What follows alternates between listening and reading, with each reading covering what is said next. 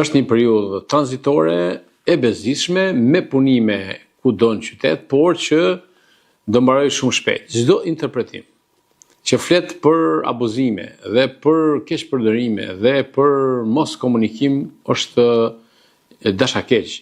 Ne kemi qenë kryetarë, kemi kërkuar opinionit publik që të shmang dalin me makina sepse qyteti do ketë një periudhë bezdije, po themi, por që ka një destinacion që do thotë që qyteti do të rikuperojë komplet historinë e përmbytjeve dhe të ujrave të zeza.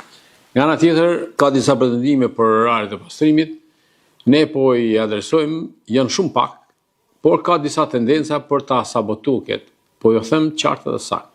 Kjo është një metodologji që ndodh në shumicën e qyteteve të botës. Ata që e kanë në mend të jetojnë e të zhvillojnë vendin duhet të zbatojnë skemën e re të menaxhimit të mbetjeve.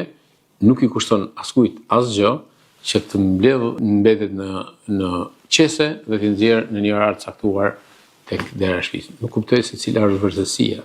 E vetmja vërtetësi që shpikin disa është që nuk do ta bëjnë. Por kjo është e detyruar. Ftoj qytetarët që të jenë bashkëpunues dhe të na mirëkuptojnë në punët e panumërta që ne kemi filluar dhe do i mbarojmë.